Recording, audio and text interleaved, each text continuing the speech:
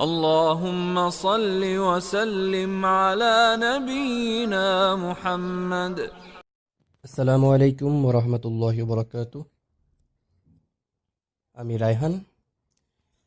আজকে আপনাদের সাথে হিজামার দুইটি গুরুত্বপূর্ণ চ্যাপ্টার নিয়ে কথা বলবো। একটি হচ্ছে হোমিওস্ট্যাসিস আর দ্বিতীয়টি হচ্ছে টক্সিন। এই দুইটি বিষয় যদি আপনি বুঝতে না পারেন তাহলে আসলে আপনি হিজামার কার্যকারিতা বা যে হিজামার যে প্রসেসটা তা বুঝতে পারবেন না। আর যদি আপনি দুইটি বিষয় বুঝতে পারেন তাহলে হিজামাটা আপনার কাছে একদমই সহজ হয়ে যাবে ইনশাল্লাহ। তো আমরা প্রথমে হোমিওস্ট্যাসিস নিয়ে কথা বলি। হোমিওস্ট্যাসিসটা হচ্ছে আমাদের শরীরে আল্লাহ সুবহানাহু ওয়া তাআলা কিছু বিষয়ে ডিফল্ট করে দিয়েছেন। এক্সাম্পল দিয়ে যদি বলতে যাই তাহলে আমরা যখন বাজার থেকে একটা মোবাইল কিনি তার কিছু প্রোগ্রাম ডিফল্ট করে দেওয়া থাকে যে ফোনটি কী কী অ্যাপস চলবে, একসাথে কয়টা চালাতে পারবে, তার ধারণ ক্ষমতা কতটুকু, তার ভলিউম লেভেল কতটুকু হবে, সে কিভাবে সার্ভিসটা দিবে, বিভিন্ন বিষয়ে হয়তো আপনারা আমার থেকে আরও ভালো জানবেন। তো আমাদের শরীরের বিষয়ে আসি। ডিফল্ট বিষয়গুলো হচ্ছে আমাদের শরীরের ক্ষেত্রে যেমন আমাদের প্রেশার 120/80, আমাদের বডির তাপমাত্রা 96.4 ডিগ্রি ফারেনহাইট, আমাদের হার্টবিট সাধারণত 72, ব্লাড ভলিউম প্রায় 14 ব্যাগ, ইত্যাদি আরও অনেক ডিফল্ট বিষয়গুলো রয়েছে আমাদের বডিতে। সাধারণত শরীর কোনো কারণে এর ব্যতিক্রম হলে পুনরায় এই অবস্থায় ফিরে আসার চেষ্টা করে। শরীরের এই ডিফল্ট অবস্থা ধরে রাখার চেষ্টা হচ্ছে হোমিওস্ট্যাসিস। এখন যদি কোনো কারণে আমাদের ব্লাড ভলিউম কমে যায়, ধরুন কারো কেটে গিয়ে ব্লাড লস হলো, তাহলে শরীরের লস ভলিউম যাতে কোনোভাবে সারা শরীরে নিরবিচ্ছিন্ন রক্ত প্রবাহ কম না করে তার জন্য হার্ট বিট বাড়িয়ে প্রেশার 120/80 করার চেষ্টা করে। আবার আপনি অধিক পানি খেয়ে ফেললে শরীর ঘাম ও মূত্রের মাধ্যমে এক্সট্রা ভলিউম কমিয়ে 120/80 করার চেষ্টা করে, ফলে তখন প্রস্রাব বেশি হয়।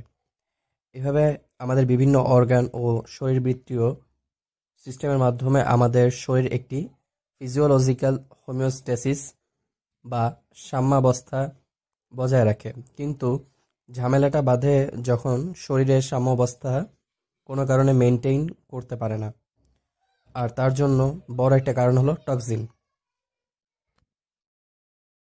টক্সিন কি? টক্সিন কি এটা আলহামদুলিল্লাহ আমরা সবাই জানি টক্সিন মানে বিষ, যা মানবদেহের জন্য ক্ষতিকর, মানবদেহের হোমিওস্ট্যাসিস অর্থাৎ মানবদেহের সাম্যাবস্থা বাধাগ্রস্ত করে, তা হলো টক্সিন। এখন টক্সিন হলো এক্সোজেনাস বা বাইরের জিনিস যা হোমিওস্ট্যাসিস বাধা দেয়। একইভাবে সিপিএস, ডিআরএস, ডিসিএস, হ্যাঁ, তাহলে প্রশ্ন আসে সিপিএস, ডিআরএস, তারপর ডিসিএস এগুলো কি? তো আসুন জানি। সিপিএস অর্থাৎ পজিটিভ প্যাথোলজিক্যাল সাবস্টেন্স, মানে হচ্ছে রোগের কারণ সৃষ্টিকারী বস্তু। ডিসিএস মানে ডিজিজ কজিং সাবস্টেন্স, অর্থাৎ রোগ সৃষ্টিকারী বস্তু। ডিআরএস অর্থাৎ ডিজিজ রিলেটেড সাবস্টেন্স বা রোগের সাথে সম্বন্ধিত বস্তু। ব্যাকটেরিয়া ডিসিএস, গ্লুকোজ ডায়াবেটিসের সিপিএস, আর কোলেস্ট্রল ডিআরএস।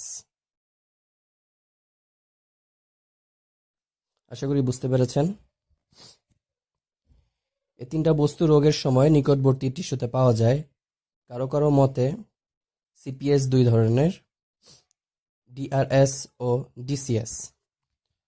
আমাদের শরীরে প্রতিনিয়ত মেটাবলিজম বা বিপাক ক্রিয়া হচ্ছে, আর মেটাবলিজম ঘটার মধ্যে মেটাবলিক প্রোডাক্ট ও বাই প্রোডাক্ট তৈরি হচ্ছে, আবার রোগ, কেমিক্যাল সাবস্টেন্স ইনটেক, আঘাত ও দুর্ঘটনার কারণে কোষসমূহ ধ্বংস হচ্ছে, আর বিভিন্ন টক্সিন তৈরি হচ্ছে। মানুষের বয়স বাড়তে থাকলে শরীরের বর্জ্য নিষ্কাশনের ক্ষমতা কমতে থাকে, ফলে বিভিন্ন স্থানে মাসেল ও টিস্যুর মধ্যে এই মেটাবলিক বাই প্রোডাক্ট জমা হতে থাকে।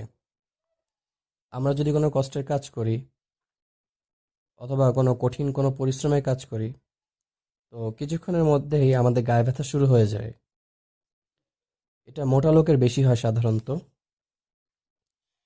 এর কারণ মেটাবলিক বাই প্রোডাক্ট আমাদের টিস্যুর বিভিন্ন স্থানে জমা হয়ে নার্ভ এন্ডিং গুলোর পেইন রিসেপ্টরে স্টিমুলেশন অথবা উত্তেজনা দেয়। আবার কিছুক্ষণ রেস্ট নিলে এই পেইন কমে যায়, কারণ বাই প্রোডাক্টগুলোকে স্বাভাবিক নিয়মে রক্ত পরিবহন ব্যবস্থা আর্টারি, লিম্ফ্যাটিক এবং ভেইনের মাধ্যমে কিডনি বা লিভার বা ধর্মগ্রন্থি তাদের নিজস্ব প্রক্রিয়াকরণের মাধ্যমে এগুলাকে পুনরায় ব্যবহার্য করে বা শরীর থেকে বের করে দেয়, অথবা শরীরের আদর্শ ডাস্টবিন চর্বির মাঝে জমা রাখে। আমাদের শরীরে ছোট ছোট রক্তনালী, ক্যাপিলারি ও ভেনিউলস এবং নার্ভ অর্থাৎ নিউরন জালিকার মতো বিছিয়ে রয়েছে।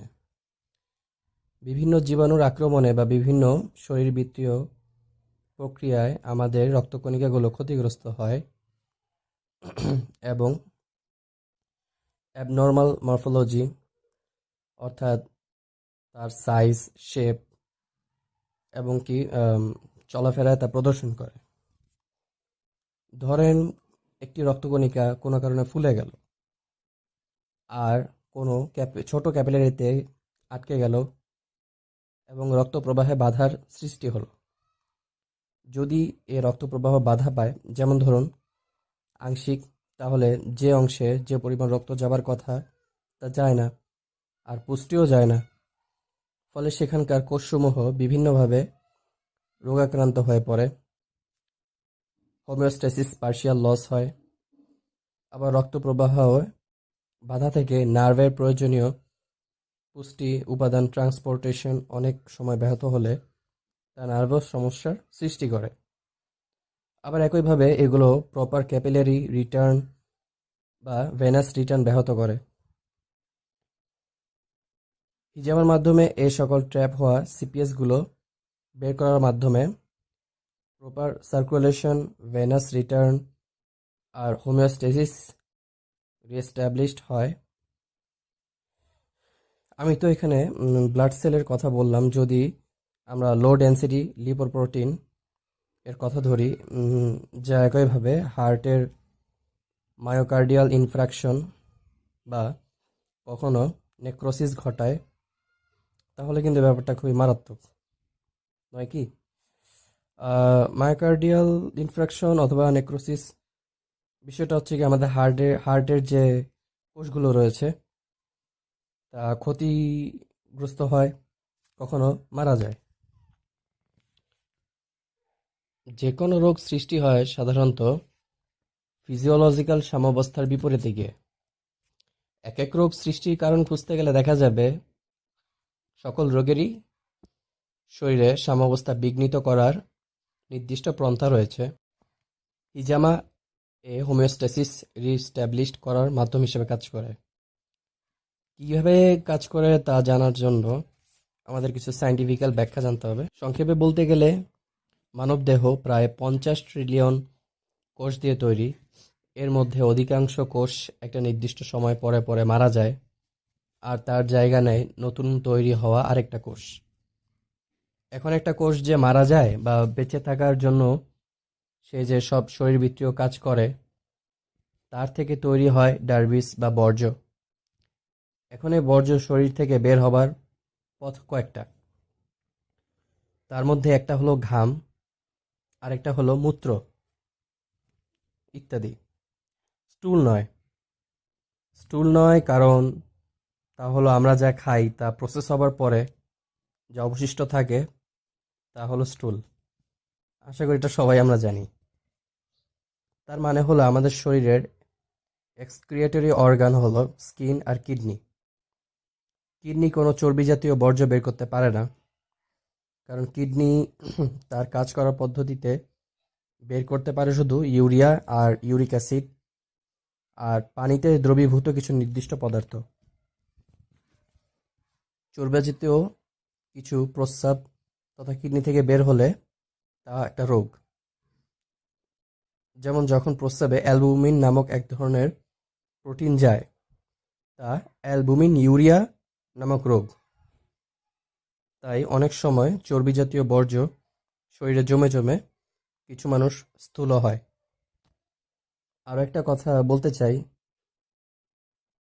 হাইড্রোফিলিক যেসব ভিটামিন, পানিতে দ্রবণীয় ভিটামিন, যেমন ভিটামিন সি, বি, এরা সহজে শরীর থেকে বেরিয়ে যায়। আর লাইপোফিলিক ভিটামিন শরীর থেকে বেরোয় না বলে এরা টক্সিটি তৈরি করতে পারে। তবে হ্যাঁ, মৌলিক পদার্থতে রূপান্তরিত হিসেবে কিছু চর্বি বা চর্বিজাত ডার্বিস শরীর থেকে কিডনি দিয়ে বের হয়, আর কিছু বের হয় ঘামের সাথে। এভাবে বের হওয়ার পরে এবং কিছু ডার্বিস শরীরে থেকে যায়। আর আধুনিক মডিফাইড প্রসেসড ফুড এর অনেক কিছু আছে যা শরীর থেকে সহজে বের হয় না বা অনেক পরে বের হয়। এগুলো সব টক্সিন বা বিষাক্ত পদার্থ হিসেবে রক্ত এবং রক্তরস মিশে অবসাদ, নিদ্রাহীনতা থেকে শুরু করে হাজারো রোগের জন্ম দেয়। আমার একটি কথা ভুল বুঝবেন না আশা করি। আধুনিক চিকিৎসা পদ্ধতি আমাদের শরীর থেকে পূর্ণভাবে টক্সিন বের করতে পারে না। আহ, এর বিপরীতে আমাদের শরীরে যে ওষুধগুলো প্রবেশ হয় তার বিভিন্ন বাই প্রোডাক্ট এছাড়াও বিভিন্ন ধাপের যে এনজাইমগুলো রয়েছে তা আমাদের শরীরে দীর্ঘদিন থেকে থেকে আরেকটা রোগ উৎপন্নকারীর কারণ হিসেবে মানে তৈরি হয়।